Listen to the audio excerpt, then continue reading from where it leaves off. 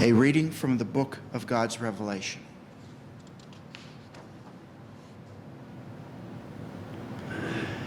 A new humanity, created by God's light as successor to the former races generated out of darkness, would establish a new world of order, of truth and justice, ruled by God's divine image and word, which would result in the transformation of matter into incorruptible spirit, in a restored creation in which evil and darkness would vanish forever. Before the final restoration, the world is to be purified by the bright rays of the sun. The races will be cleansed by the fire of the Holy Spirit for a healing and a blessing of soul. And God shall speak to them out of the light, and they will see his image. And that race that endures will bathe in God's light and live in the divine presence, as did the creation before the generation of darkness, the stars and the sun and the worlds of matter. And it will share in the new act of creation. And the voice spoke to the man's soul, saying, "The image and the word from heaven establishes on earth a new religion, free from any human control, lest it be corrupted.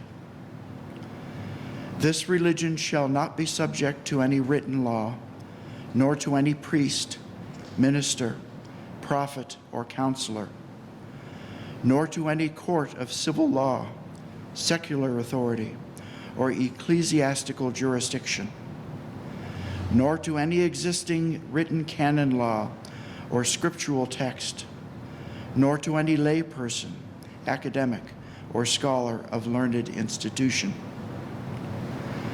God wills that this religion be subject only to the word spoken out of the Creator's light in the image of the Son of Righteousness. This religion is constituted of the ordained, bound together under oath to the theocratic community's own laws, written in heaven and revealed by God. And let the ordained new covenanters go forth as messengers of God, spreading the teachings over the face of the earth. And let the ordained read the books to the peoples at those places consecrated to God. And all who hear, together with the land and the peoples, shall be blessed of God. And should any nation forbid the reading by God's messengers, or by exercising its authority suppress the freedom of the people to hear the messengers, let that nation come under the strong and just rays of God's Son of judgment, which is intolerant of all secular and ecclesiastical authorities who violate the spiritual rights of humans decreed from heaven.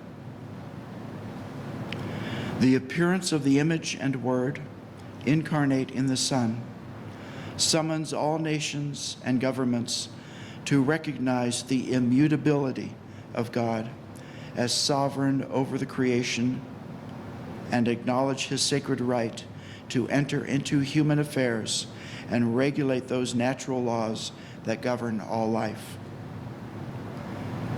Divine law is omnipresent, omniscient, absolute, and unalterable in the first cause of effect over the human mind and spirit. The supreme judicator of all life administers justice from the seat of the sun and issues an edict to the ordained of the Church of the Second Advent